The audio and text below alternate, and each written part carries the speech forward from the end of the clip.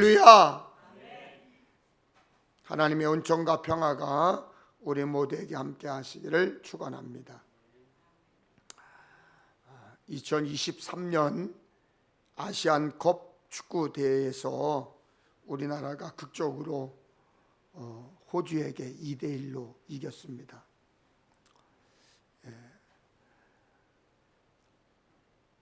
마음이 얼마나 기뻤는지 몰라요. 그러면서 또 다른 생각은 연일 뉴스에서 보도되는 혐오, 또 분노 범죄, 테러, 또 분열, 그런 뉴스가 아니라 답답함을 좀 뻥 뚫어주는 그런 소식이 좀 자주 좀 들려왔으면 하는 바람입니다. 오늘은 2월 첫 주일입니다.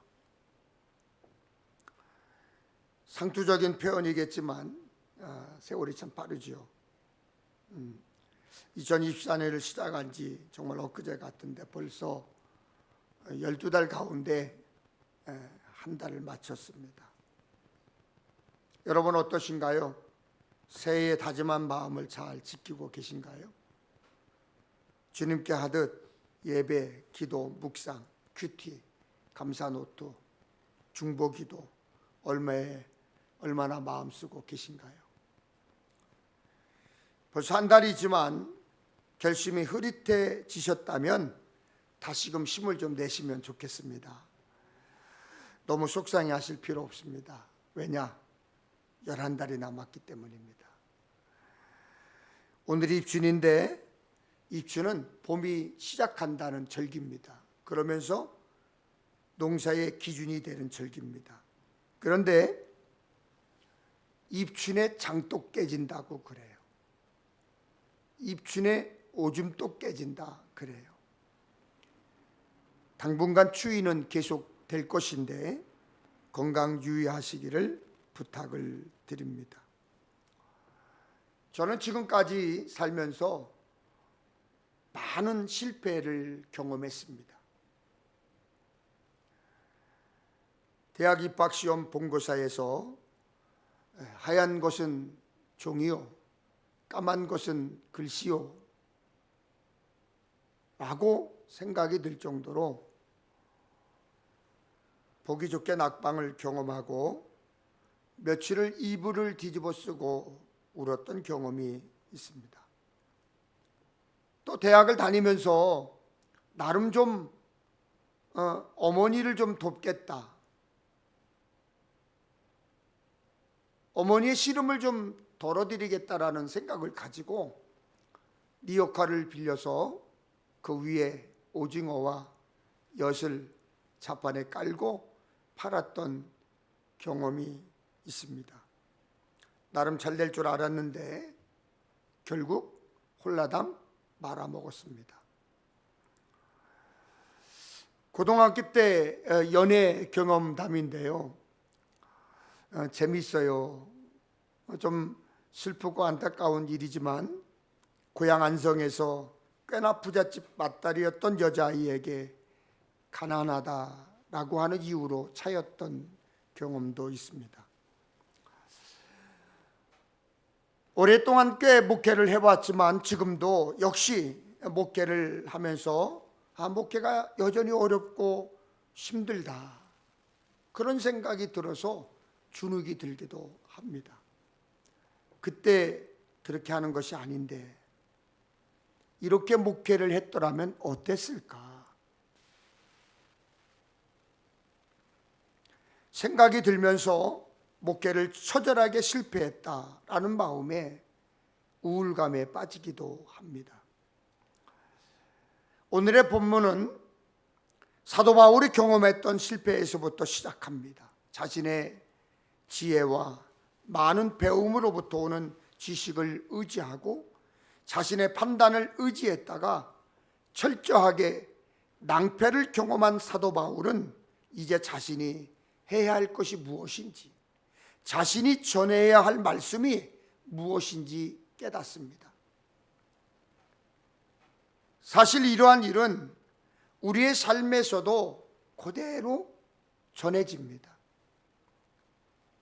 내가 약삭빠르게 똑똑하게 지혜롭게 판단했다고 하지만 사실 얼마나 불완전합니까?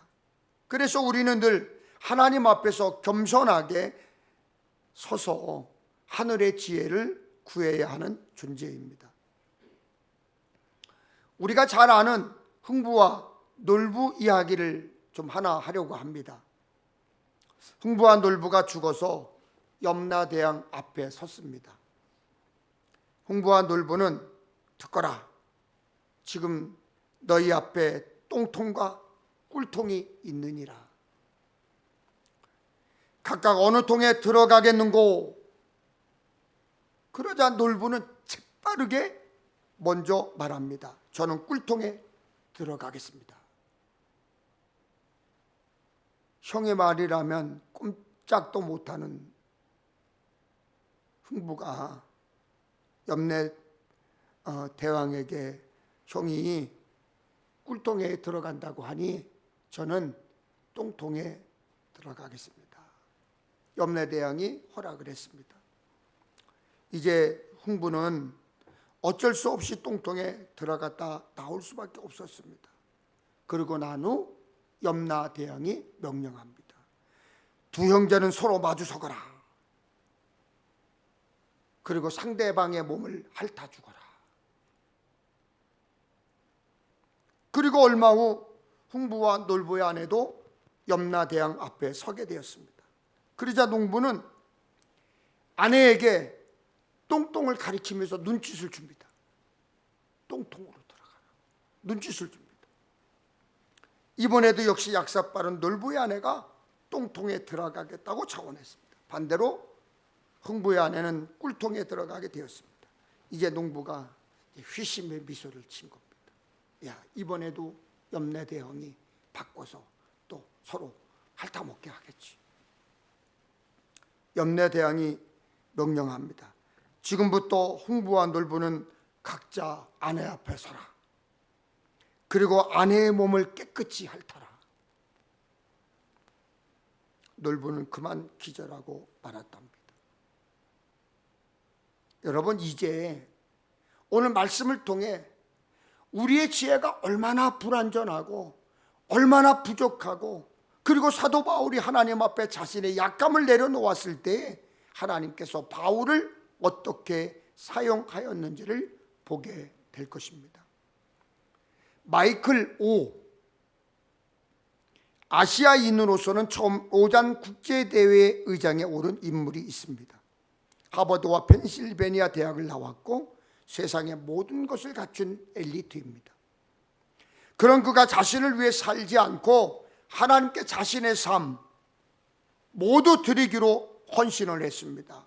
그는 최연소 동양인으로 처음 1974년 빌리그레함 목사님과 존 스터트 목사님이 시작한 로젠 국제 복음주의 운동을 이끌고 있습니다. 이 마이클 오가 쓴 책이 있는데요, I am nothing이라는 책입니다. 그의 책에 이런 대목이 있습니다. 일본에 소년이여 야망을 가져라는 명언이 있다. 이는 윌리엄 클라크의 명언이다. 1800년대 후반에 미국 매사추세츠 대학 농가대학 학장을 지낸 그는 일본 삿포로 농학교의 초병으로 약 8개월 동안 일본에서 학생들을 가르쳤고 그 기간에 자신이 가르쳤던 학생들 대부분을 그리스도께 인도했다. 요즘에도 일본 음식점에 가면 그 굵기가 가끔 보인다. 그러나 그 명언은 원래의 온전한 형태가 아니다. 왜냐하면 그가 일본에서의 임기를 끝마치고 퇴임 연설을 했을 때 자신의 학생들을 바라보며 원래 했던 말은 소년이여 그리스도를 위해 야망을 가져라 였기 때문이다. 여러분, 그리스도 안에서 온전케 되지 않는 우리의 지식은 아무것도 아닙니다.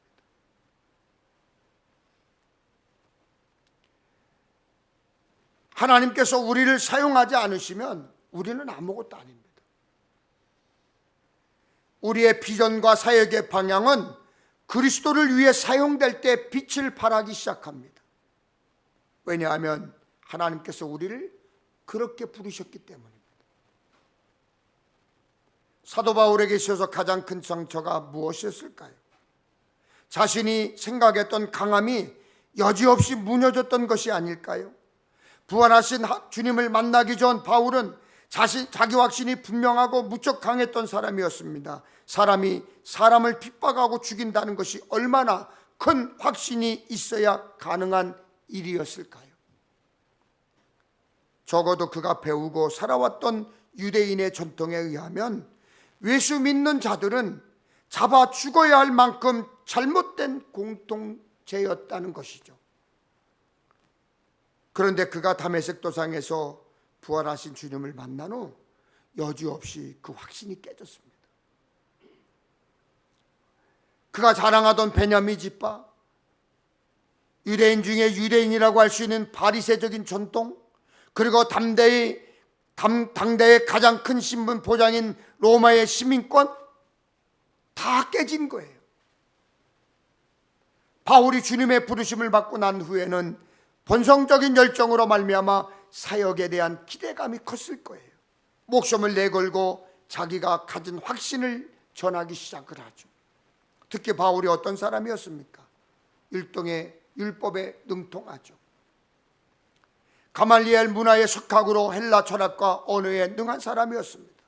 바울은 논쟁과 언변으로 자신이 있다고 생각했을 것입니다. 하지만 그가 고린도에 이르기 전 그리스도 아테네에서 철학과 논쟁으로 사람을 설득하려다가 참패한 실패를 경험합니다. 아덴이 헬레니즘의 중심지요. 자신이 배웠던 것이 수사학과 철학과 그리고 웅변이었기에 어쩌면 자신의 능력을 가장 잘 드러낼 수 있는 곳이 아덴이라고 생각하고 아레오바고 광장에서 공개적으로 사람들을 만나 전도하기 시작했을 것입니다. 사도행전 17장에 보면 아덴 사람들이 어떤 사람들인지 설명하고 있어요. 그들은 모든 것에 신이 있다고 믿었어요.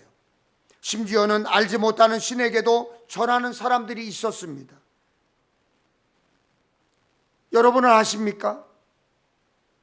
인도에는 2억이 넘는 신이 있어요. 일본에는 800만이 넘는 신이 있다는 사실을 여러분 아십니까?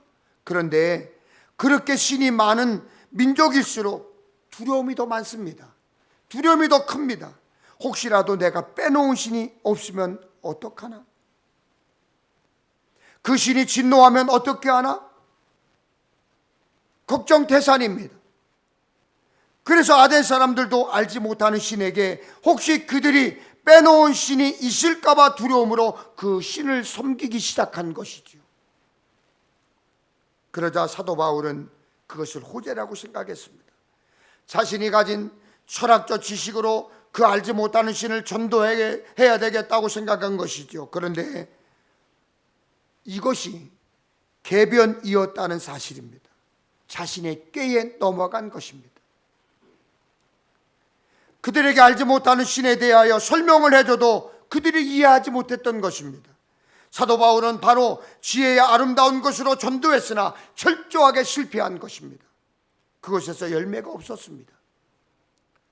자신이 가장 자신 있게 생각하는 방법이 철저하게 통하지 않는다는 것을 깨달았습니다. 그래서 고린도에 이르렀을 때는 더 이상 자신의 능력, 사람의 지혜로 복음을 전하지 않기로 결정합니다. 바로 그런 실패를 경험하고 나서 고린도에 도착한 사도 바울의 상태가 오늘 본문 3절에 잘 표현되어 있습니다. 내가 너희 가운데 거할 때에 약하고 두려워하여 심히 떨었노라. 나는 약하였고 두려웠고 몹시 떨었다. 그거예요.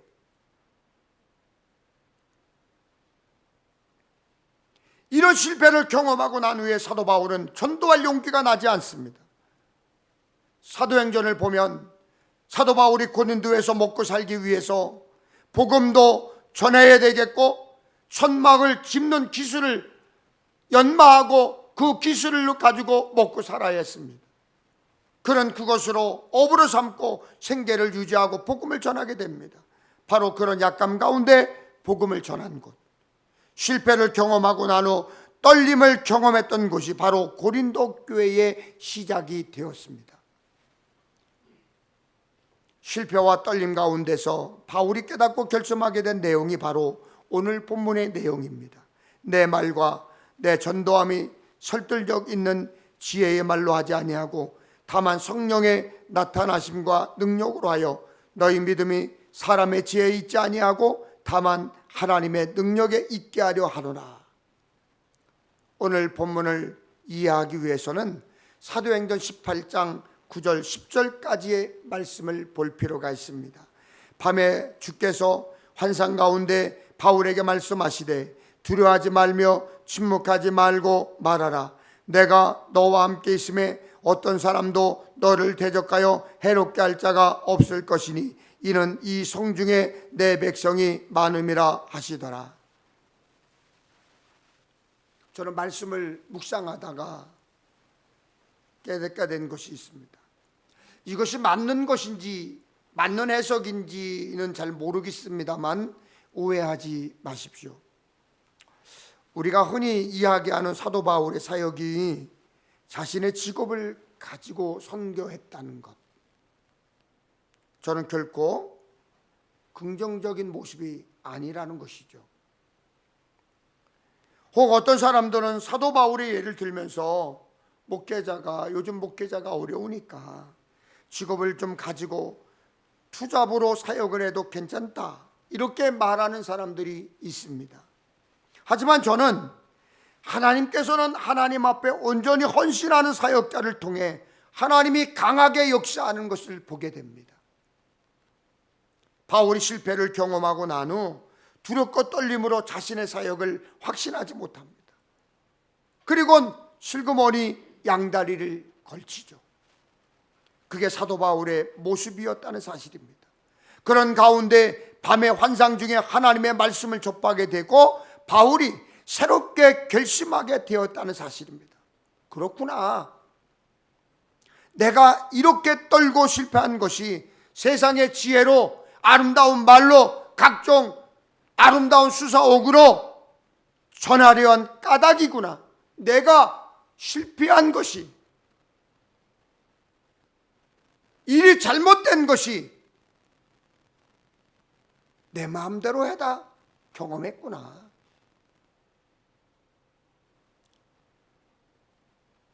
바울의 결심이 무엇이었습니까? 이제 십자가 외에는 그 어떤 것도 전하지 않겠다는 것이죠. 십자가의 능력만을 전하겠다는 거예요. 그제야 비로소 사도 바울은 복음의 단순성을 드러냅니다. 복음은 아름답게 포장해서 되는 것이 아니라 복음 자체의 능력이 있다는 것을 깨닫습니다. 여러분, 하나님의 주목을 받기를 원하십니까? 은혜롭게도 하나님은 교만한 사람들을 통해서 일하십니다. 오늘 본문 2절이 봐도 사도 바울의 결심입니다. 내가 너희 중에서 예수 그리스도와 그의 십자가에 못 박히신 것 외에는 아무것도 알지 아니하기로 작정하였습니다. 사도 바울은 이제 십자가만을 전하고 십자가만을 의지하기로 작정합니다. Make a decision. 작정했다. 그가 예수님을 만나고 주님만을 섬기기로 첫 번째 결심을 하고 난 후에 이제는 온전히 맡기고 사역하기로 두 번째 결심을 하게 된 것입니다. 첫 번째 결심에서 두 번째 결심에 이르기까지 꽤 오랜 시간이 걸렸습니다. 그러나 그 시간은 그가 사역자로서 헌신하는 성숙의 시간이기도 했습니다. 하나님을 믿기로 섬기기로 했지만 아직도 자신의 방법과 지혜로 무엇을 해보려고 했던 마음을 이제 온전히 주님께 맡기기로 한 것입니다. 저는 말씀을 묵상하면서 이런 도전을 가지게 되었습니다. 내가 오늘도 십자가의 도를 전하고 있는가? 내가 온전히 십자가만 붙들고 있는가?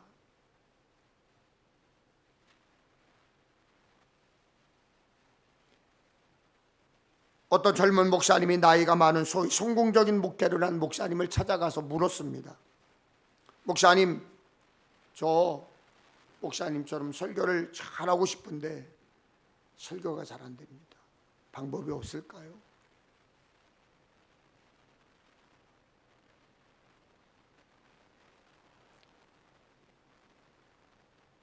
저에게 지도를 받는 전도사님들이 준 1년급인데 두 분이 강해 설교와 제목 설교를 작성을 해서 보내왔습니다.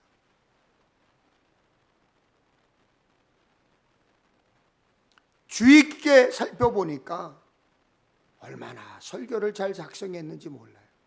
그런데 정작 두 분의 전도사님의 설교를 보면 복음이 빠져 있어요.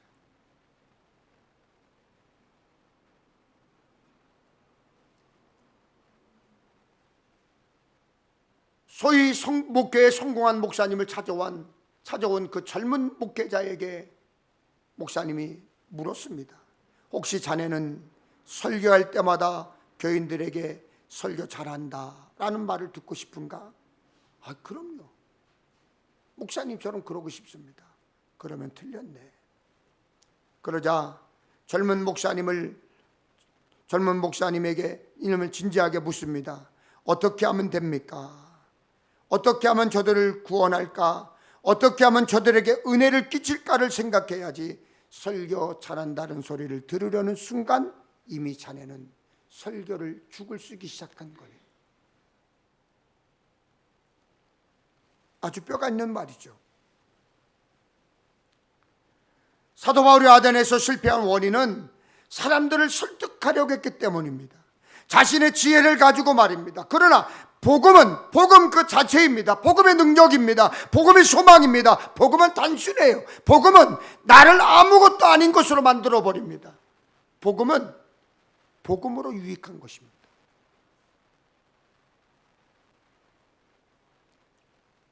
제가 지금 이곳에서 선포해야 하는 것이 무엇입니까?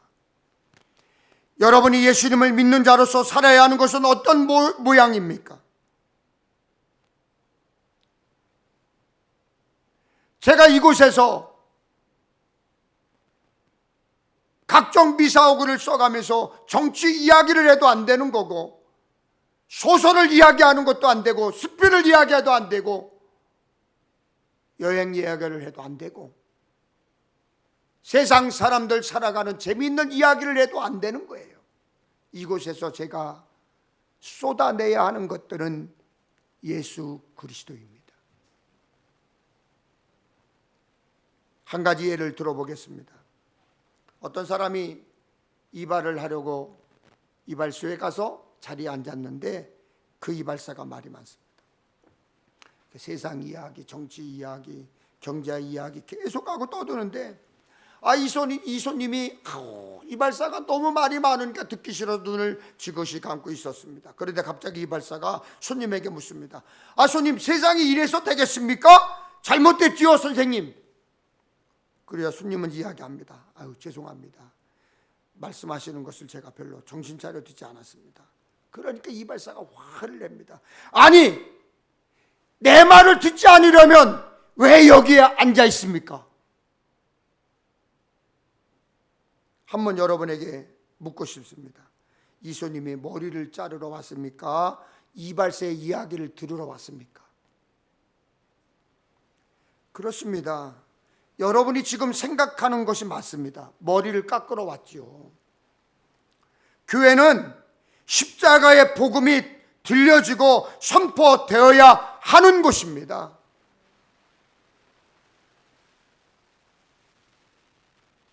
복음이 들러리가 되고 예수 그리스도가 사이드가 되어버린다면 그 교회는 죽은 교회고 그 설교는 죽은 설교예요. 만일 이 본질적인 복음이 선포되지 않는다면 교회의 존재 이유가 잘못된 것입니다. 그 어떤 강단의 설교도 십자가의 복음 이하의 것을 대신할 수 없어요. 이것이 사도 바울이 깨닫게 된 복음의 진리요 결심한 내용입니다. 이제 사도 바울은 십자가의 능력과 세상의 지혜가 다르다는 것을 분명하게 선언합니다. 자신이 전하는 복음의 본질이 무엇인지 선언합니다. 본문 6절입니다. 이는 이 세상의 지혜가 아니요 또 이 세상에서 없어질 통치자들의 지혜도 아니요. 세상의 지혜가 무엇인가요? 이 시대 사람들이 진리라고 믿고 신봉하는 진리가 무엇일까요? 이 세상 간원들 즉 권력을 잡은 자들이 옳다고 믿는 것은 무엇일까요? 분명한 것은 온전한 크리스찬들이 말하는 지혜와 분명하게 구별된다는 사실입니다. 이 말씀을 가지고 많이 묵상을 해봤습니다. 무엇이 다를까?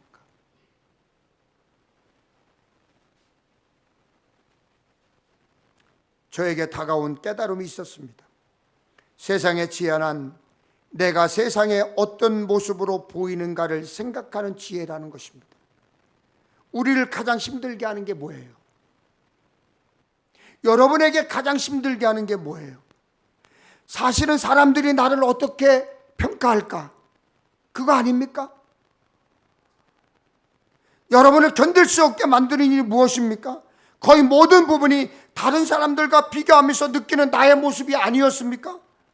어쩌면 여러분을 가장 힘들게 했던 것이 완벽하게 보이려고 했기 때문이 아니었을까요? 여러분이 자녀에게 좋은 부모가 되려고 노력했지만 행복하던가요? 지금 여러분이 직장 생활을 하면서 견디기 힘든 부분이 바로 윗사람들과 아랫사람 그리고 동료들의 평가가 아니었습니까? 우리가 참 열심히 살아왔지만 어느 날 허무하게 느껴지는 것은 나 스스로가 아니었던 그런 모습 때문 아닌가요? 내가 정말 가정을 위해 헌신했지만 그것이 나의 참모습이 아니라 엄마이기 때문에, 아내이기 때문에, 남편이기 때문에 어쩔 수 없는 인내가 우리를 허무하게 만들지는 않았습니까? 그것이 바로 세상 살아가는 방법이 아니었나요, 여러분? 이러한 잘못된 지혜는 하나님의 사역을 한다는 사람들에게도 동일하게 존재한다는 것입니다. 브래던 매닝이 쓴 아바의 자녀라는 책에 보면 이러한 성향을 거짓 자아라 이렇게 표현을 했습니다. 그 책에는 사역자로서 그가 가졌던 고민이 있었고 하나님을 아바라 부르면서 그의 거짓된 모습을 극복해가는 과정을 쓰고 있습니다.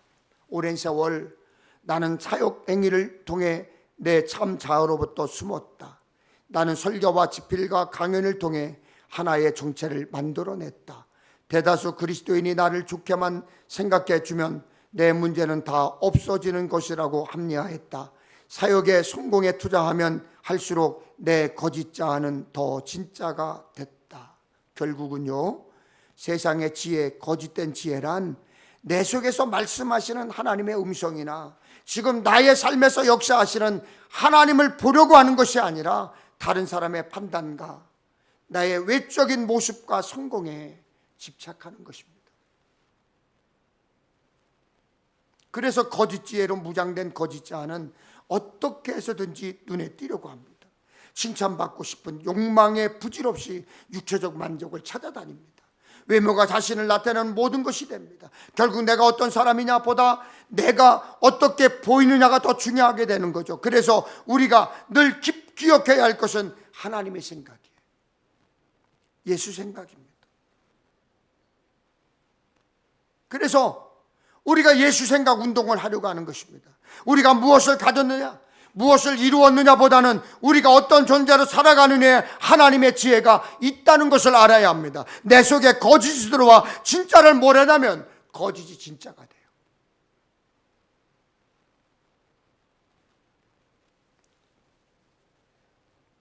여러분, 이런 세상의 논리와 세상의 가치가 고린도 교회에 들어온 것입니다. 교회에서 자꾸 세상의 가치가 지배하기 시작합니다. 목사의 욕심과 세상 가치가 성도들을 춤추게 하고 병들게 합니다. 더 큰 교회를 만들기 위해 혈연이 돼서 성도들을 뺏어가는 일에 서슴지 않습니다.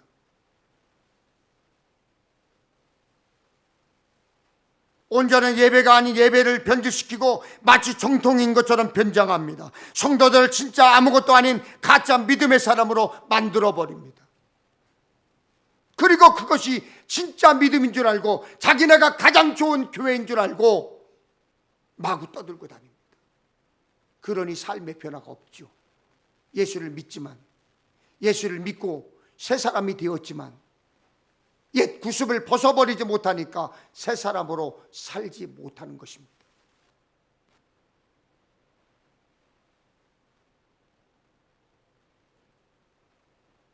사도 바울이 실패했던 경험 중에 하나가 헬라 철학의 중심이었던 아덴에서 멋지게 보이려던 그의 철학적 사변이었습니다.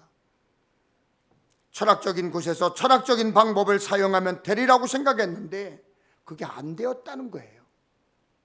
그게 안 되었다는 거예요. 그런데 우리가 계속해서 이런 유혹에 노출되어 있다는 거죠.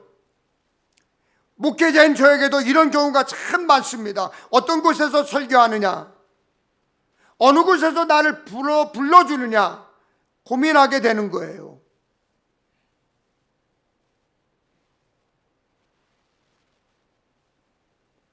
그리고 더 높은 지혜에 있고 많이 배운 사람이 있을 때 어떻게 하면 멋지게 복음을 포장할까를 생각합니다. 그런데 복음의 능력은 화려한 포장에 있는 것이 아니에요. 듣는 사람의 수준에 있는 것이 아니에요. 복음 자체에 단순성에 있다는 사실입니다. 복음의 단순성, 순수성, 높은 지식 수준을 무너뜨리고 세상의 헛됨에서 벗어나게 합니다. 복음은요, 구원에 유익한 것입니다.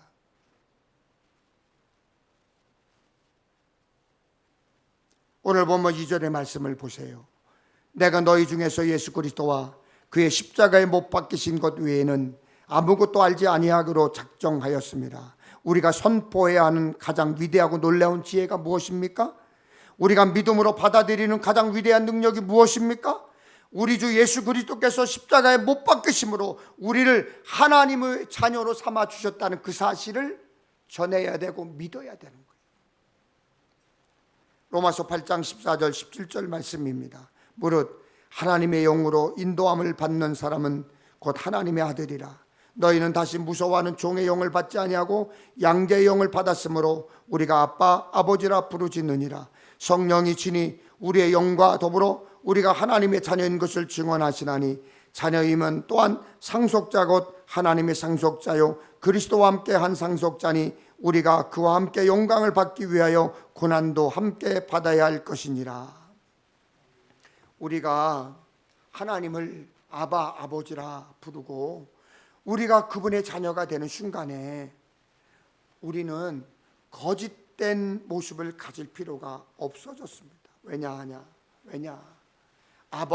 아버지께서 우리의 모습을 있는 그대로 받아주셨기 때문에 죄인의 모습 그대로 받아주셨어요.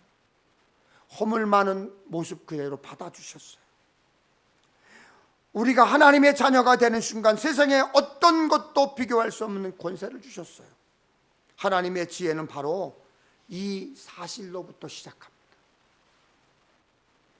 하나님의 자녀됨보다는 세상의 지혜자, 그 사람들에게 내가 어떻게 보이느냐로 무장했던 바리새인들이 용납할 수 없었던 예수님의 모습이 무엇입니까? 예수님이 하나님을 아바라 부르는 것, 아바의 이름으로 용납했던 모든 사람들을 받아들이지 못한다는 것이지요. 예수님이 병든 자, 절름발이, 문둥병자, 귀신 들린 자들을 돌봐준 것, 그리고 가난하고 비천한 자들과 친구가 된 부분도 결정적으로 도덕적 패배자들, 뻔히 신앙심도 없고 부도덕한 자들에게도 어울리셨던 예수님의 모습을 바리새인들이 인정하지 못한 거예요. 여러분, 햇빛과 비는요, 믿는 사람이나 믿지 않는 사람 모두에게 다 똑같이 주어집니다. 복음도 그렇습니다. 그런데 크리스천 중에도 예수 십자가의 능력이 아직 죄중에 살아가는 사람들도 품으신다는 사실을 인정하지 않으려고 하는 사람들이 많이 있어요. 하나님의 지혜가 선포되는 교회에서는 하나님의 이름으로 모든 용서와 궁의를 선포합니다. 내가 용서하고 내가 용납하는 것이 아니라 하나님의 마음이 용납하는 모든 자를 하나님의 마음으로 선포하는 것입니다.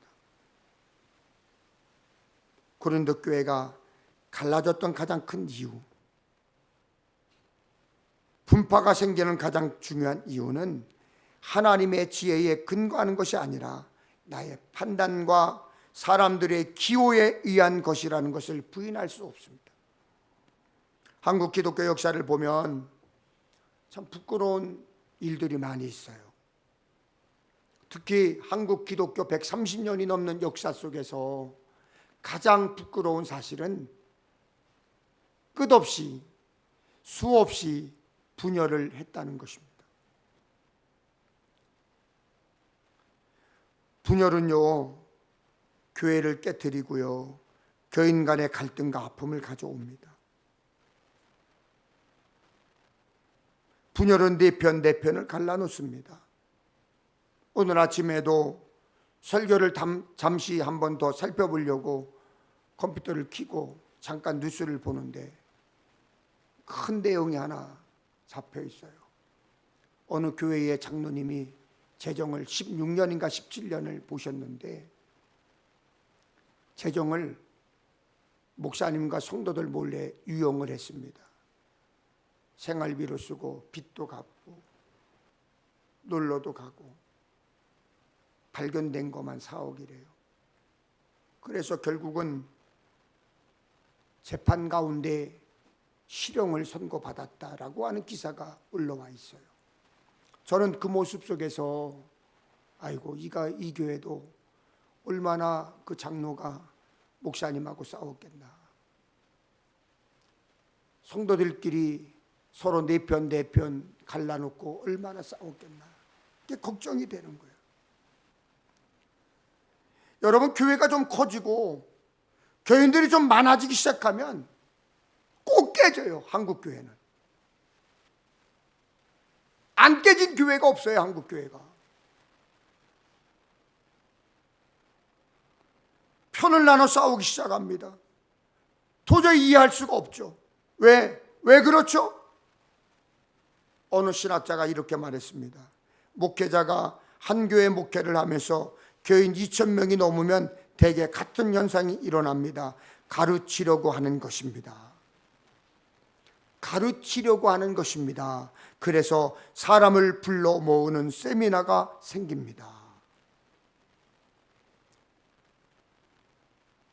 가만히 생각해 보니까 진짜 세미나가 참 많습니다. 요즘에도 제 핸드폰으로 갑자기 모르는 전화로 세미나 안내 문자가 오고요. 카톡이 갑자기 날라와요. 어떻게 하면 교회가 부흥된다. 그 방법을 공유하겠다는 거예요. 그러면서 세미나 비용을 꽤나 비싸게 받습니다. 저도 한때는 여러 번 그런 것을 찾아다녔습니다. 어떻게 하면 부흥할까? 어떤 프로그램을 좀 적용해 볼까? 하지만 무엇을 이루었고 이룬 것을 나누는 것은 잘못된 것이 아니지만 어느 순간에 교회가 나누었던 순수한 복음을 잊어버리고 우리가 이룬 것을 가르치려고 하는 순간에 하나님의 지혜는 사라지고 인간의 지식이 들어오는 것은 아닐까? 깨어진 교회의 특징은 복음이 사라지고 자신의 성취에 대한 자랑 때문은 아닐까? 누가 성공을 이루었는가를 다투기 시작하면 복음은 사라지는 것은 아닐까? 그 마음이 저를 무겁게 했습니다. 고린도전서 2장 전반부에서 사도 바울이 이렇게 말합니다. 오히려 나는 쉽고 분명하게 전하려고 노력했습니다. 처음에는 예수가 누구이신지를 전했고 그 다음에는 십자가에 달리신 예수가 어떤 일을 하셨는지를 전했습니다.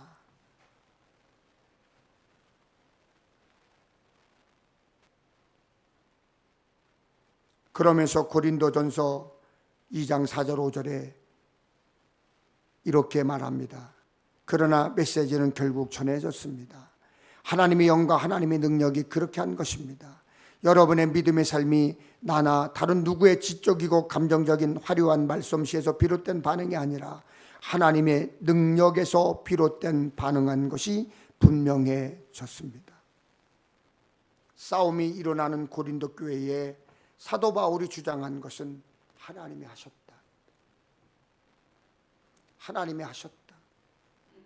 내가 잘했다가 아니라 하나님이 하신 것입니다. 거기에 더 큰 은혜가 존재하게 되는 것입니다. 여러분이 2024년 시작을 했습니다. 한 달이 지났습니다. 앞으로 11개월이 남았습니다. 마지막 때에 뭐라고 고백하실 것입니까? 아유, 대가 없이 잘 지냈다입니까? 하나님이 하셨다입니까?